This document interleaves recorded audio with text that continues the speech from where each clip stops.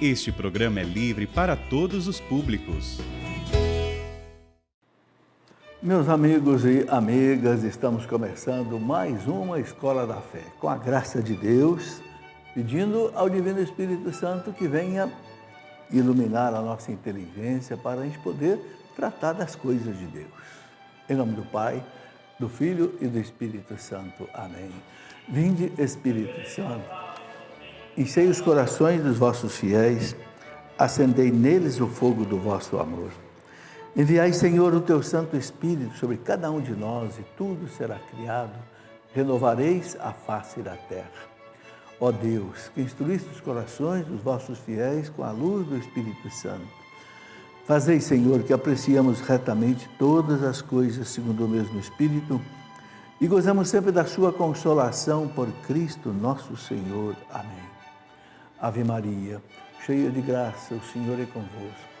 Bendita sois vós entre as mulheres e bendito é o fruto do vosso ventre, Jesus. Santa Maria, Mãe de Deus, rogai por nós, pecadores, agora e na hora de nossa morte. Amém. Glória ao Pai, ao Filho e ao Espírito Santo, como era no princípio, agora e sempre. Amém. São José, rogai por nós. Em nome do Pai, do Filho e do Espírito Santo. Amém. Muito bem, quero convidar você a participar dessa nossa Escola da Fé. Você pode comunicar conosco pelo nosso e-mail, né? escoladafé@cancionnova.com. Eu tenho também aqui o meu Facebook, professor Prof. Felipe Aquino. Temos também aí o telefone 3152 12 3186 2600, que também é o WhatsApp, então você pode conversar com a gente por aí, né? E quero lembrar também que a Canção Nova precisa sempre da sua ajuda. Não se esqueça que a Canção Nova não tem patrocinador. O patrocinador é você. Você que se enriquece com as missas, as palestras, os programas, né? Então tá aí, olha, hoje a Canção Nova tem um jeito maravilhoso de você poder contribuir. Não tem taxa para você, não tem taxa para a Canção Nova, né? É o pix.doação@cancionnova.com. pix.doação@cancionnova.com, ok? E veja lá se o beneficiário é a Rádio Canção Nova. É por ali, né, que é o beneficiário. Tudo bem? Bom, o que nós vamos conversar hoje? Nós estamos fazendo uma série de aulas onde nós pegamos a doutrina básica da igreja, a catequese, tão importante. Já fizemos, quem está acompanhando os programas já viu, fizemos um programa sobre quem é Deus, o que é a fé, a Sagrada Escritura, e hoje vamos falar da Sagrada Tradição. Por quê? Porque a igreja, ela está baseada em 3 princípios básicos, né? 3 colunas: Sagrada Tradição, Sagrada Escritura e o Sagrado Magistério. Então nós estamos caminhando, né, para conhecer essas coisas. Essa conversa nossa vai longe ainda, tá bem? Bom, vamos aqui então conversar hoje sobre o que é a Sagrada Tradição. Muita gente não sabe o que é isso. Quando eu comecei o programa Escola da Fé, olha, já nem sei direito quantos anos faz, mas já está perto aí de uns 30 anos. O pessoal mais antigo lembra talvez isso aí. Eu escrevi 3 livros, olha, o primeiro deles foi esse, a Sagrada Tradição, exatamente para explicar o que é. É a aula de hoje. O que é a Sagrada Tradição? Depois também já tinha publicado a Sagrada Escritura, que foi a aula da semana passada, não é? E tem também o Sagrado Magistério, que Cristo instituiu sobre o Papa e os bispos para o quê? Interpretar a Sagrada Escritura e interpretar a Sagrada Tradição. Então, a primeira coisa que é importante a gente lembrar é que a Sagrada Tradição da Igreja, ela é a Bíblia que não foi escrita, vamos dizer assim. Ou seja, são os ensinamentos que Jesus deixou com os apóstolos e que não foi escrito. Foi passado, né, de boca em boca e chegou até nós. A gente vai entender isso aí aos poucos. Agora, o muito importante é você entender o seguinte, que um documento do Concílio Vaticano II, chamado Dei Verbum, o Verbo de Deus, né, ele diz assim que a Sagrada Tradição tem o mesmo peso de revelação divina da Bíblia. Então, a Bíblia é revelação de Deus. A Sagrada Tradição também é revelação de Deus. Ambas são interpretadas pelo magistério da igreja. Entendeu? Então, a gente precisa conhecer bem o que é a Sagrada Tradição. Eu quero colocar aqui os fundamentos básicos, né, desse assunto. Por exemplo, a gente sabe que Jesus, ele não ensinou tudo para os apóstolos, nem teve tempo, né? A gente conhece bem os apóstolos, como os apóstolos eram complicados, né? Pedro nega Jesus 3 vezes, Tiago e João queriam fazer descer fogo do céu, Tomé não acredita na ressurreição, né? João e Tiago pediram para a mãe ir lá pedir para Jesus: olha, Senhor, quando o Senhor chegar aí no seu reino, um filho meu sente à tua direita, outro à tua esquerda. Jesus teve 3 anos para burilar aquelas pedras brutas. Então Jesus não teve tempo de ensinar para eles o que era cristologia, mariologia, pneumatologia, escatologia, liturgia. Mas que coisa bonita Jesus disse para os apóstolos na Santa Ceia, né? João, capítulo 16, versículo 12 e 13. Eu ainda tenho muitas coisas para ensinar para vocês, mas vocês não estão preparados para ouvir agora. Claro, já era Santa Ceia, né? Mas, aí vem a grande promessa, mas, quando vier o Paráclito, o Espírito da verdade, ensinar-vos-á toda a verdade. Toda a verdade, não é um pedacinho, é tudo. E veja que ele disse ensinar-vos-á, ou seja, no futuro. Então, esse ensinar-vos-á do Espírito Santo é que tem a tradição da igreja. Então, o Espírito Santo foi ensinando para e passo para a igreja uma porção de coisas que Jesus não teve nem tempo de explicar, deixou para o Espírito Santo. Tem uma outra passagem muito importante que a gente encontra lá na Santa Ceia.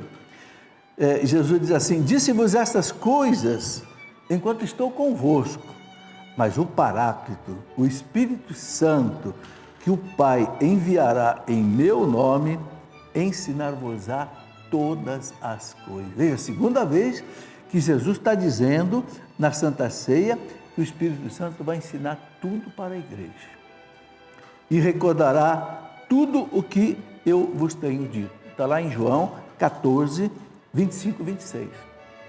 Veja, então é muito claro que Jesus não disse tudo, deixou para o Espírito Santo. Então o Espírito Santo foi ensinar para a igreja o quê? O que são os 7 sacramentos, o que é, como é que se celebra a missa, né? Uma porção de coisas, né? A intercessão dos santos, o batismo de criança. Então, todas essas práticas que a igreja foi aprendendo com o Espírito Santo vêm da tradição da igreja, que tem o mesmo peso da revelação, né? E Jesus disse mais uma coisa para o Papa, para o Pedro, né? Que você ligar aqui na terra, eu ligo lá no céu. Então, quando o Papa confirma com o magistério da igreja alguma coisa, é o Espírito Santo que ensinou para a igreja. Eu gosto de lembrar também que quando São João terminou o evangelho dele, né, no final do capítulo 20 e final do capítulo 21, São João diz assim que, eu até vou ler aqui, né, quando ele fala aqui no capítulo 20, versículo 30, São João diz assim: Jesus fez diante dos seus discípulos muitos outros milagres ainda que não se acham escritos nesse livro. O livro que é o Evangelho dele, né? Estes, porém, foram escritos para credes que Jesus é o Cristo, o Filho de Deus, e para que crendo tenhais a vida no seu nome. Ou seja, São João fala claro, nem tudo foi escrito. Depois, um pouco para frente, quando ele termina o capítulo 21, ele fala assim: há muitas outras coisas que Jesus fez e que, se fossem escritas uma por uma, o mundo inteiro seria pequeno para conter todas essas obras. Está lá em João, capítulo 21, versículo 25. Então, é claro, né? Muito claro, que Jesus não ensinou tudo para a igreja, deixou que o Espírito Santo ensinasse. Então, isto que foi ensinado para a igreja, pelos papas, pelos santos, pelos doutores, é a tradição da igreja. Ok? Bom, vamos caminhar. Então, por exemplo, quem é que montou a Bíblia? Jesus não disse, olha, a Bíblia tem esses livros. E a Bíblia não traz o seu índice. Não tem nenhum livro da Bíblia que fala o índice da Bíblia. Não. Quem que montou a Bíblia? A tradição da igreja. Desde lá do primeiro século, né? Lá no século II já existia o chamado Código de Muratori, que já tinha o primeiro índice da Bíblia feita pela igreja. Né? A igreja retirou, vocês sabem bem, uma porção de livros da Bíblia, não deixou entrar os chamados apócrifos. Né? Só do Antigo Testamento tinha uns 60, do Novo Testamento mais de 100. Né? Então, a tradição da igreja, o magistério da igreja, os concílios que a igreja realizou, já no tempo de Santo Agostinho, no tempo de São Jerônimo, a igreja foi depurando e chegou àquilo que é a palavra de Deus.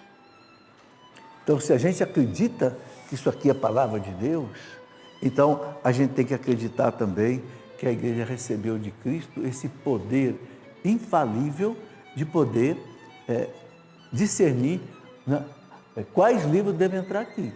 E também recebeu o carisma de interpretar a Bíblia, porque a Bíblia tem que ser interpretada. Por isso que Jesus deixou o magistério da igreja, o Papa e os bispos. Né? Um documento da igreja chamado Dei Verbum, que eu já citei aqui, a Dei Verbum, ele diz assim, né? Que o ofício, literalmente diz assim, o ofício de interpretar autenticamente a palavra de Deus, escrita e transmitida. Transmitida é a tradição. Cabe exclusivamente ao magistério da igreja, que faz isto em nome do Senhor Jesus. Está escrito lá na Dei Verbum. Então, sem a tradição da igreja, nós não teríamos a Bíblia, como ela é hoje. Entende? Então, aí você vai entendendo aí a importância da tradição da igreja. Né? Outras coisas, né? Eu queria citar aqui algumas práticas que a igreja vive e que vieram da tradição. Quando eu falo vieram da tradição, eu estou dizendo assim, o Espírito Santo foi ensinando para a igreja. Então, já falei aqui, por exemplo, da Santa Missa, eu já falei aqui, por exemplo, da intercessão dos santos, já falei aqui, por exemplo, da validade do batismo para as crianças. Né? Um escritor da igreja do século II, Orígenes, que foi padre em Alexandria, Orígenes dizia o seguinte: a igreja recebeu dos apóstolos a tradição de batizar crianças. Ora, isso no século II. A igreja recebeu dos apóstolos. E de quem os apóstolos receberam? De Cristo. Então, estão vendo o que é a tradição aí? Depois, a não necessidade de batizar por imersão, podendo batizar também por efusão. O que é efusão? É derramamento de água na cabeça da criança. Também vem da tradição da igreja. Existe um documento, mais ou menos do ano 80 a 100, que se chama Didaquê. Didaquê, ela é chamada de o Catecismo dos 12 Apóstolos. Primeiro século da igreja, um documento belíssimo. Ele diz assim, como é que você deve batizar? Batize por imersão quando você tem água suficiente. Se não tem, derrame água 3 vezes na cabeça, né, do catecúmeno. Então, veja, por isso que a igreja faz isso.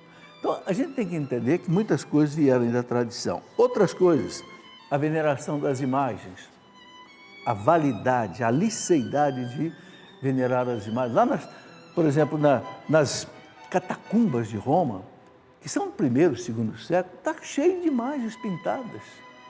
Se você pegar aqui o catecismo da igreja, por exemplo, aqui no catecismo, ele traz uma imagem, eu gosto de mostrar essa imagem aqui, não sei se a câmera consegue dar um close aqui nessa imagem. Essa imagem aqui, né, foi pintada numa das catacumbas da igreja. Entende? Está aqui, ó. Os nossos mártires, aqueles que muitas vezes eram martirizados até dentro das catacumbas, já faziam imagens. Aqui está escrito a explicação, olha, fragmento de um afresco das catacumbas de Santa Priscila, em Roma, início do século III. Olha, início do século III já era 200 e pouco. Então, todas essas coisas vieram da tradição da igreja, entende? O que mais que a gente podia citar aqui? Olha, por exemplo, a oração pelos mortos, vem da tradição, o culto e a veneração dos santos, chamado dulia, o culto e a veneração de Nossa Senhora, que a gente chama de hiperdulia, tá certo? Depois, a intercessão dos santos, guardar o domingo e não o sábado, vem da tradição. Os apóstolos entenderam que tinham que passar a celebrar como dia santo o domingo, que foi o dia que o Cristo ressuscitou. Então a gente vai ver São Paulo, está lá nos Atos dos Apóstolos, capítulo 20, no versículo 7, São Paulo celebrando a missa no domingo. E depois São Justino, no século I, explicava como é que a missa devia ser celebrada. Né? Outra coisa, todos os ritos litúrgicos que a igreja celebra, cada sacramento tem um rito litúrgico. A tradição da igreja foi montando tudo isso. Celebração da missa, celebração do batismo, a celebração, né, da unção dos enfermos, a celebração da crisma, tudo a tradição da igreja que foi montando. E também as grandes devoções populares, né, as procissões, as festas de santos, a oração do Santo Terço, Santo Rosário, né? Tudo isto vem da tradição da igreja. Ok? Agora, eu quero lembrar o seguinte, Jesus disse para os apóstolos, né? Lucas 10, 16, quem vos ouve, a mim ouve, quem vos rejeita, a mim rejeita, e quem me rejeita, rejeita aquele que me enviou. Esta é a lógica de Deus para salvar a humanidade. O Pai enviou o Filho enviou a igreja, assistida pelo Espírito Santo. Está aí. Vamos para o nosso intervalo, a gente volta rapidinho, só um instante. Meus amigos e amigas, estamos de volta já com a nossa Escola da Fé. Eu quero mostrar a vocês 3 livros que são básicos para esse nosso estudo que estamos fazendo nesse tempo. Já mostrei aqui a Sagrada Tradição, né? Que é esse livro que praticamente é a nossa conversa de hoje. Tá? Depois, o Sagrado Magistério, que interpreta a Sagrada Tradição. E a Sagrada Escritura, que também é interpretada pelo Magistério da Igreja. Então, aqui nós temos, vamos dizer assim, a base da nossa fé, da nossa Igreja, tá certo?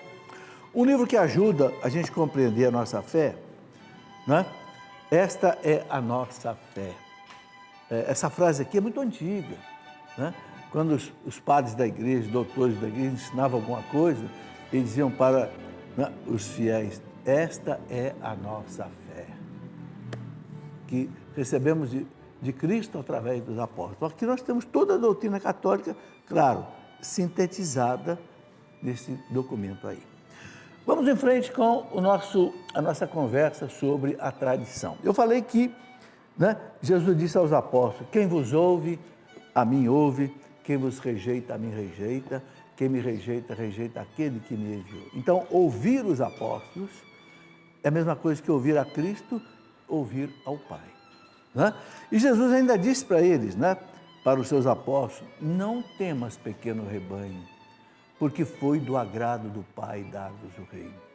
Aquele pequeno rebanho, aqueles 12 que ele né, reuniu, e também aqueles 72 que Jesus ia mandando, 2 a 2, né, era aquele pequeno rebanho, que no dia de Pentecostes já eram 120 pessoas. Quando São Lucas narra o dia de Pentecostes, ele fala que, né, os apóstolos estavam reunidos com Maria e umas 120 pessoas. Então, esse pequeno rebanho, Jesus disse, foi do agrado do Pai dar-vos o reino. Né? Então, a igreja é esse, o Concílio Vaticano II diz que a igreja é o germe do reino de Deus. Germe quer dizer semente. Sem o reino de Deus, né, não tem, sem a igreja não tem reino de Deus. E Jesus ainda disse para os apóstolos, está lá em Lucas 22, 29, Jesus disse para ele o seguinte: eu disponho do reino a vosso favor, assim como meu Pai o dispôs a meu favor. Olha que coisa bonita. Jesus dizendo para os apóstolos, né? Lá em Lucas 12, 32, ele chama de pequeno rebanho, não temas, foi do agrado do Pai dar-vos o reino. Lá em Lucas 22, 29, ele fala: eu disponho, né, do reino a vosso favor, assim como o Pai o dispôs para mim. O Pai entregou o reino ao Filho, o Filho entrega à igreja. Isso é muito importante. Bom, o nosso catecismo, ele diz que no ensino oral, os apóstolos, eles transmitiram todas essas coisas que receberam, né, das palavras, da convivência e das obras de Cristo, ou aprenderam das sugestões do Espírito Santo. Está no número 76 do catecismo. Como é que os apóstolos aprenderam? Diz aqui, né? Aprenderam, transmitiram aquelas coisas que receberam das palavras, da convivência e das obras de Cristo. Ou aprenderam com as sugestões do Espírito Santo. O Espírito Santo, ele é o mentor da tradição da igreja. Tá? Bom, a Sagrada Tradição, só para dar uma resumida do que eu já falei até aqui, ela consiste em tudo aquilo que vem dos apóstolos e transmite o que estes receberam do ensinamento e do exemplo de Jesus e que receberam através do Espírito Santo. Isso está documentado no Catecismo da Igreja, tá certo? Antes dos evangelhos serem escritos, os apóstolos pregaram durante 20 anos. A gente sabe que Cristo subiu ao céu na sua ascensão por volta do ano 33. Os apóstolos só começaram a escrever uns 20 anos depois. O primeiro evangelho foi escrito por São Mateus, por volta de 50, 55. Depois de Mateus, Marcos, mais ou menos na mesma época. Mateus escreveu na Palestina, em hebraico. Marcos escreveu em Roma, né? Então, mais ou menos na mesma época. Então, só 20 anos depois. Durante os primeiros 20 anos, o ensino era todo assim, oral, né? Não tinha outro jeito. Bom, depois os apóstolos começaram a escrever também as cartas. São Paulo, a partir mais ou menos do ano 50, começou a escrever também as cartas. A primeira carta que foi escrita foram as cartas aos Tessalonicenses, depois São Paulo foi escrevendo as outras cartas. O Concílio Vaticano II diz o seguinte: esta tradição, oriunda dos apóstolos, progride na igreja sob a assistência do Espírito Santo. Veja, a tradição, ela vai progredindo com a assistência do Espírito Santo. Cresce com efeito a compreensão tanto das realidades como das palavras transmitidas. É que a igreja, no decorrer dos séculos, tende continuamente para a plenitude da verdade. Jesus não falou que o Espírito Santo vai ensinar-vos-á toda a verdade? Então, a igreja, no decorrer dos séculos, tende continuamente para a plenitude da verdade divina, até que se cumpram nela as palavras de Deus. Está lá, se quiser conferir, ou lá na Dei Verbum, eu já citei aqui, no número 8. Aliás, esse documento Dei Verbum, meus amigos, é um documento que todo mundo precisaria ler. Porque ele fala da tradição, do magistério e da Sagrada Escritura. Então, valeria a pena. E não é grande. A Dei Verbum tem aí mais ou menos 25 parágrafos só. E é um ensinamento maravilhoso. Se você entrar aí no site do Vaticano, clicar lá Dei Verbum, vai aparecer em português, você pode estudar. Bom, então diz a Dei Verbum assim, olha que coisa bonita. A Sagrada Tradição, a Sagrada Escritura estão, portanto, estreitamente conexas e interpenetradas. Ambas promanam da mesma fonte divina. Ambas, tradição e Bíblia, vêm do mesmo Deus. Resulta assim que, agora presta atenção nessa frase da Dei Verbum, resulta assim que não é através da Escritura apenas que a igreja consegue a sua certeza a respeito de tudo que foi revelado.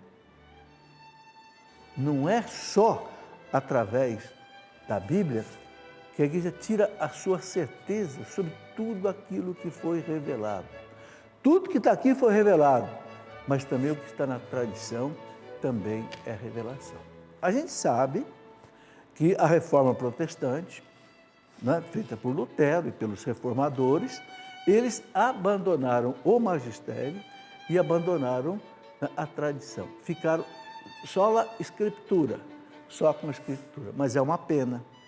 É uma pena porque é como que numa mesa de 3 pernas, ela para de pé, você tira 2.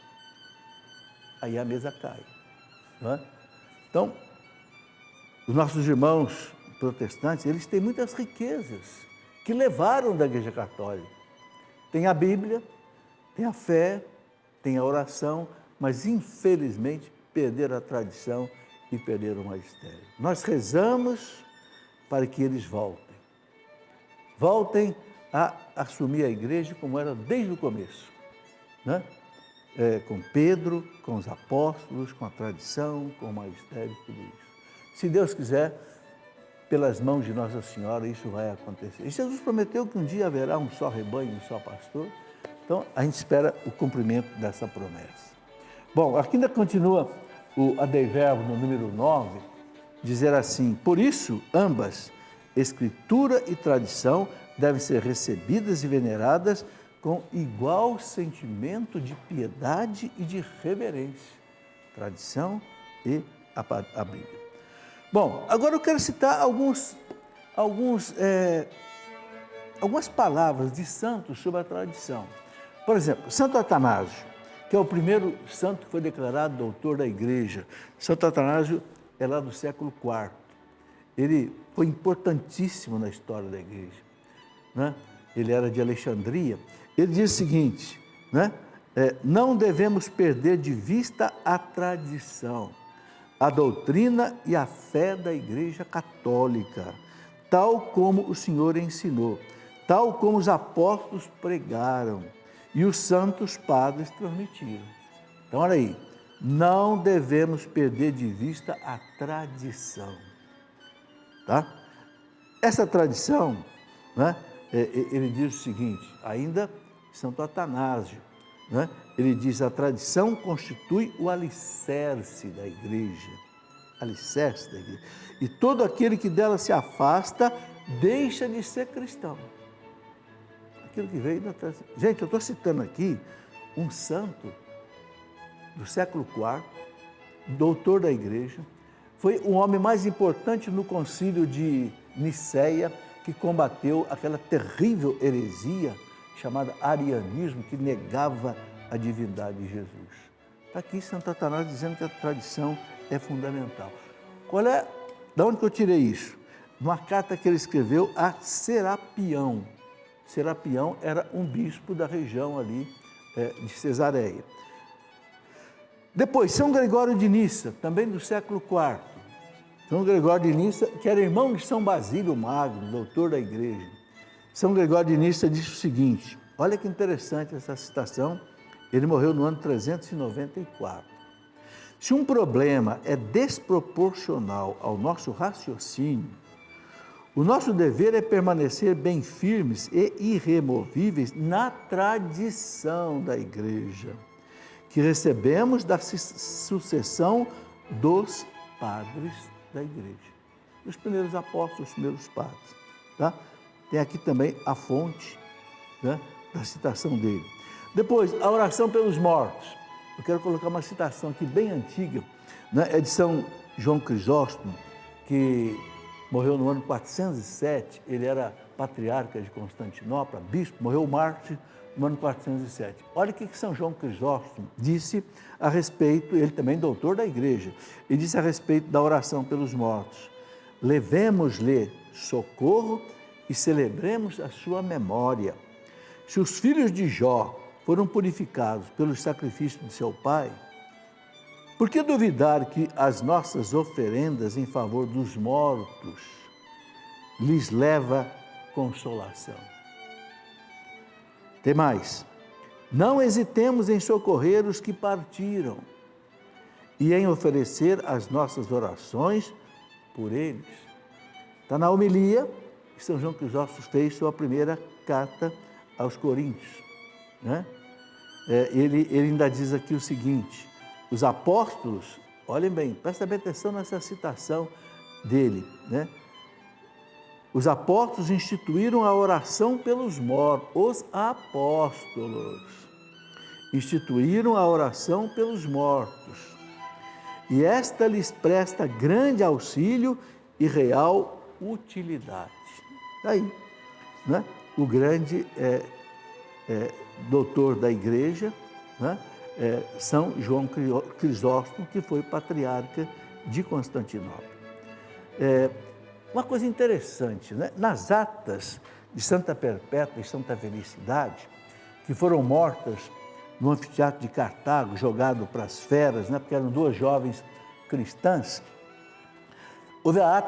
tem a ata do martírio dela, e nessa ata do martírio delas aparece orando, né?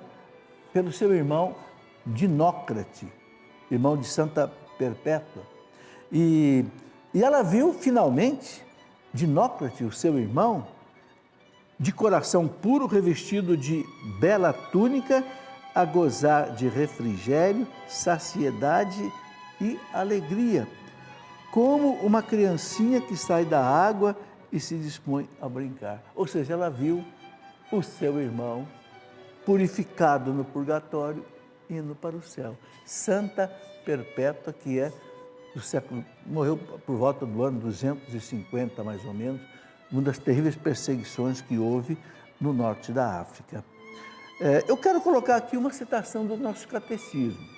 Você sabe que o catecismo da igreja é a base da nossa fé. No número 958, o catecismo diz assim: a nossa oração por eles quem? Os mortos, no purgatório, pode não somente ajudá-los, mas também torna eficaz a sua intercessão por nós.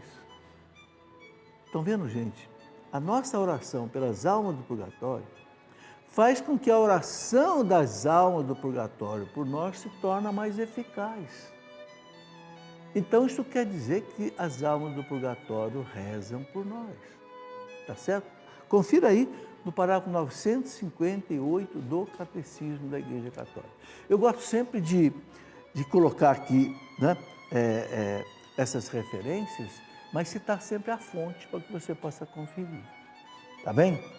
Daqui a pouquinho eu vou falar sobre a missa lá no primeiro século.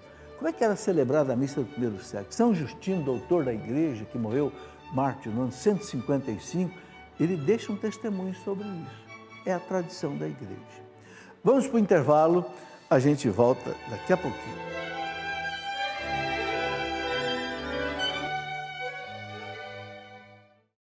Meus amigos e amigas, estamos aqui de volta para a nossa Escola da Fé. E nesse último bloco, eu quero colocar ainda algumas referências importantes que explicam para nós o que é a tradição da igreja. Antes eu quero mostrar dois livros que falam muito da tradição. Eu escrevi já faz um bom tempo esse livro aqui, No Coração da Igreja. Isso aqui é recheado, né, de tradição da igreja. O que é isso daqui?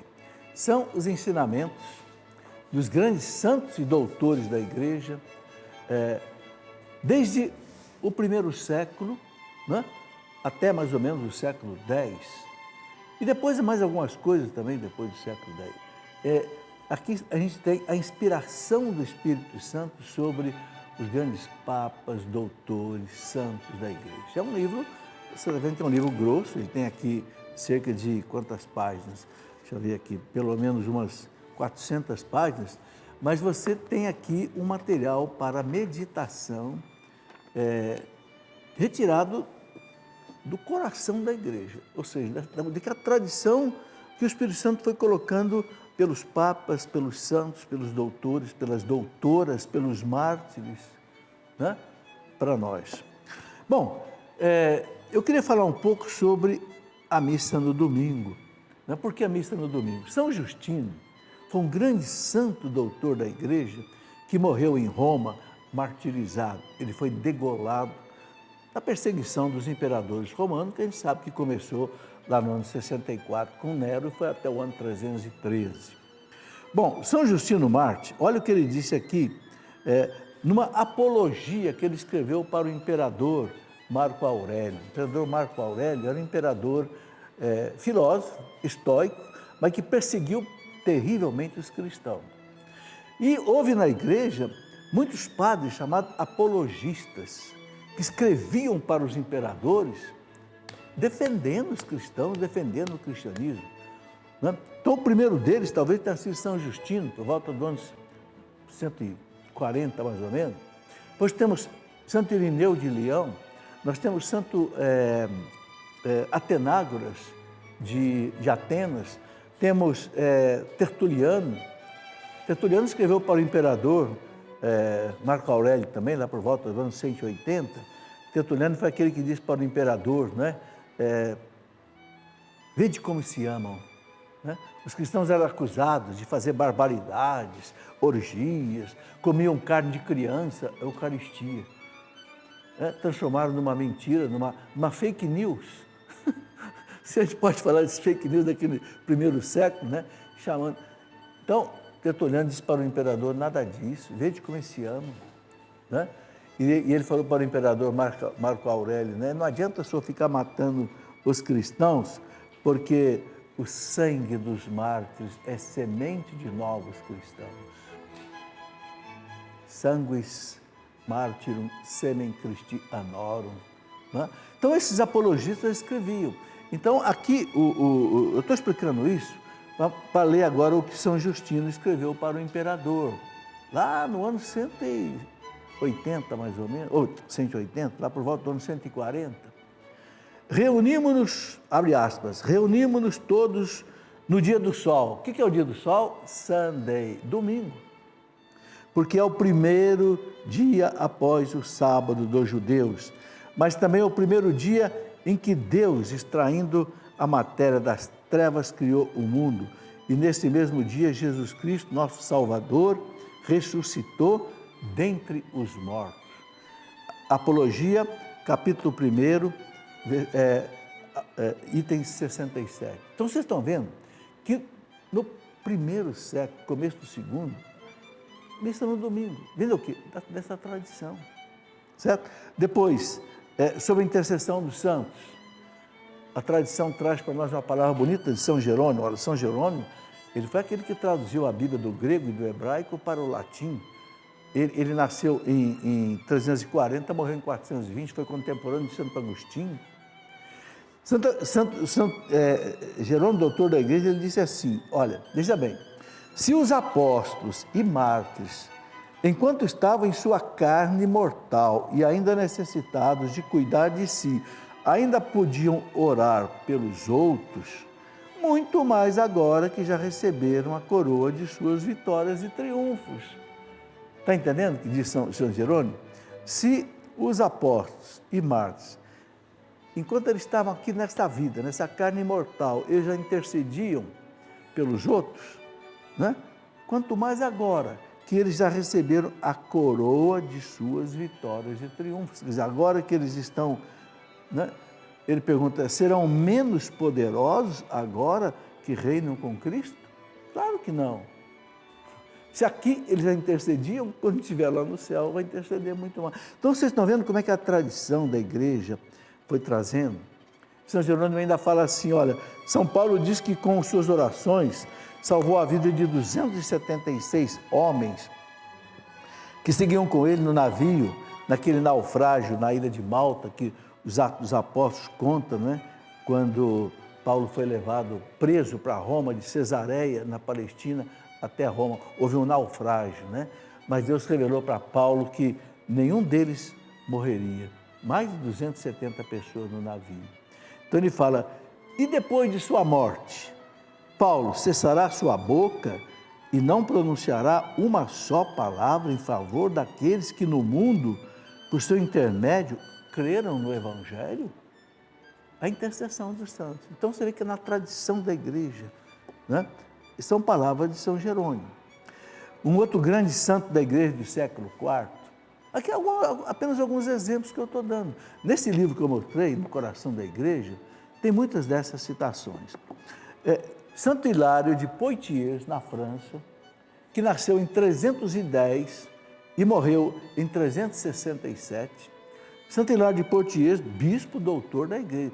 Gente, eu estou citando aqui só doutor da igreja. Gente de peso. Né? Eles dizem assim, olha, aos que fizeram tudo o que tiveram ao seu alcance para permanecer fiéis, não lhes faltará nem a guarda dos anjos, nem a proteção dos santos, ou seja, a intercessão. Vou repetir, é tão bonita essa citação de São Hilário de Poitiers, aos que fizeram tudo o que tiveram ao seu alcance, para permanecer fiéis, não lhes faltará nem a guarda dos anjos e nem a proteção dos santos. Bonito, né? Mais uma citação.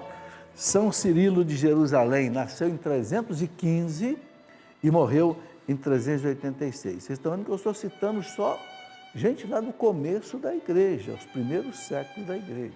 São Cirilo de Jerusalém foi um grande catequista, também ele, doutor da igreja. Ele pregava na Basílica do Santo Sepulcro em Jerusalém. Olha o que diz São Cirilo de Jerusalém. Comemoramos os que adormeceram no Senhor, antes de nós, patriarcas, profetas, apóstolos e mártires, para que Deus, por sua intercessão e orações, se digne receber as nossas orações. Estão vendo quanta coisa sobre intercessão, sobre os mortos, sobre tudo? Né? Santo Agostinho. Santo Agostinho nasceu em 354, morreu em 430. Santo Agostinho foi contemporâneo de São Jerônimo, contemporâneo de muitos santos. Olha o que diz Santo Agostinho. Se na igreja não existisse a remissão dos pecados, na igreja, não existiria nenhuma esperança, nenhuma perspectiva de uma vida eterna e de uma libertação eterna. Santo Agostinho confirmando que na igreja é que nós temos o perdão dos pecados. Se na igreja não existisse a remissão dos pecados, remissão quer dizer o perdão, né? Não existiria nenhuma esperança. Olha bem, nenhuma perspectiva de uma vida eterna. Se na igreja não tivesse o perdão, nós não teríamos vida eterna, de uma libertação eterna. Né? Rendamos graças a Deus que deu à sua igreja um tal dom.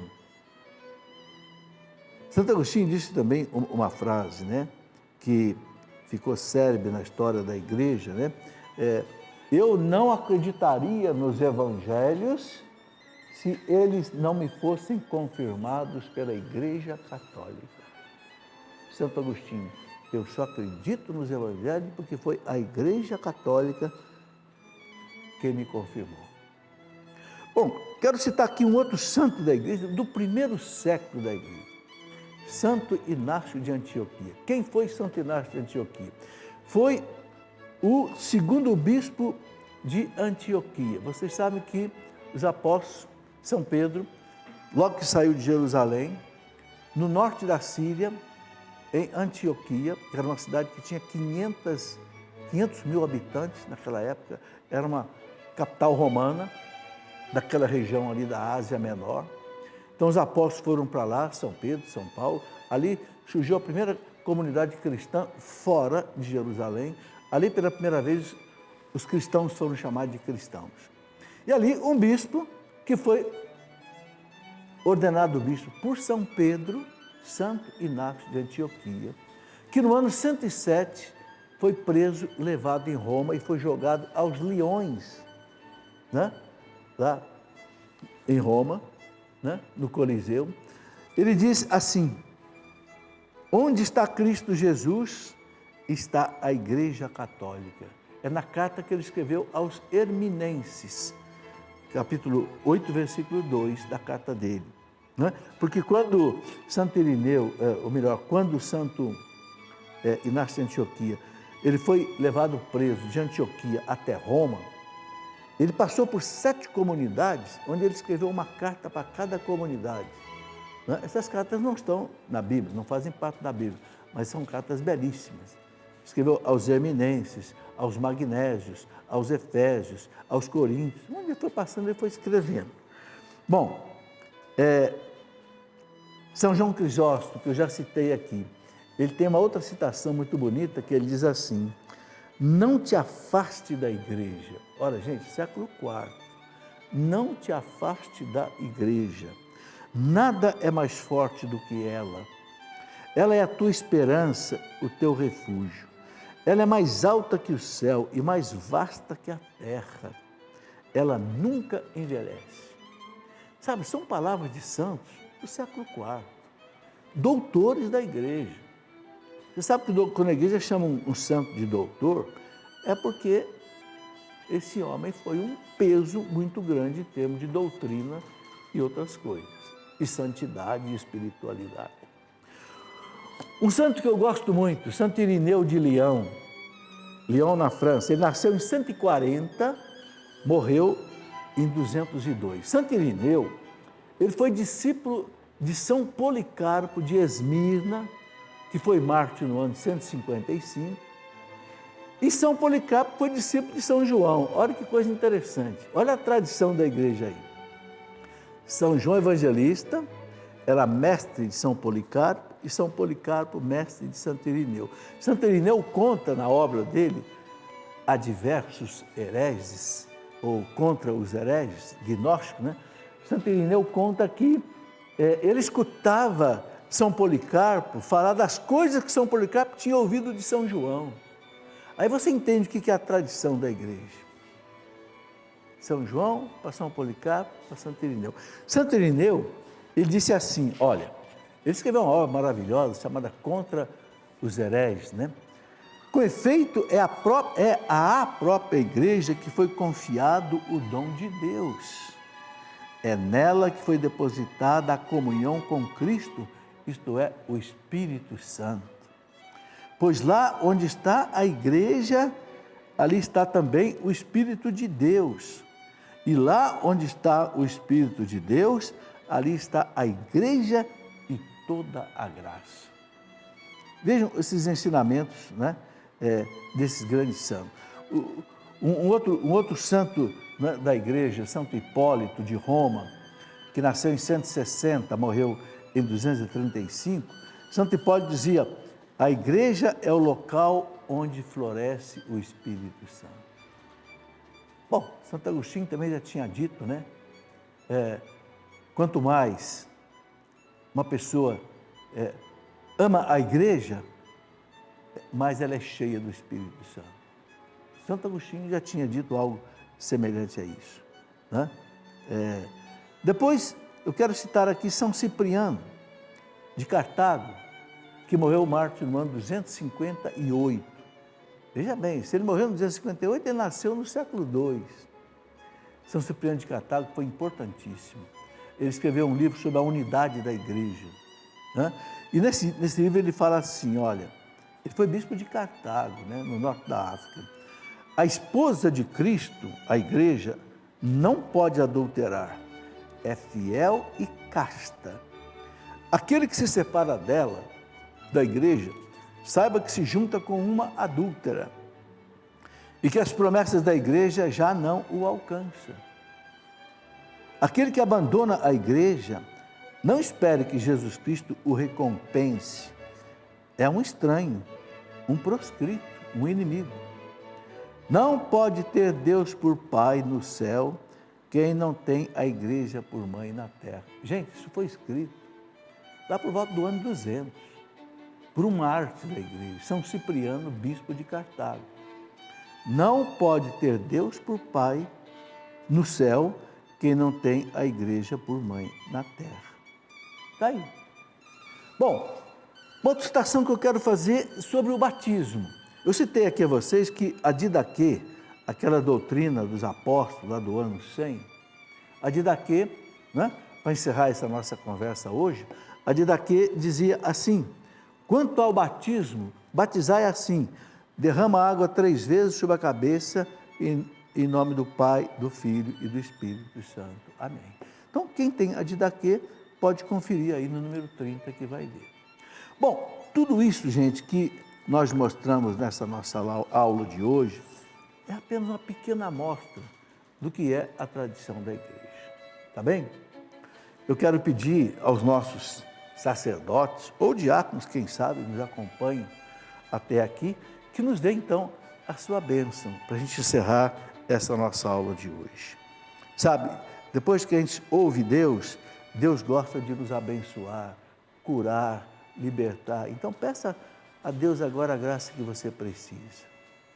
Em nome do Pai, e do Filho, e do Espírito Santo. Amém.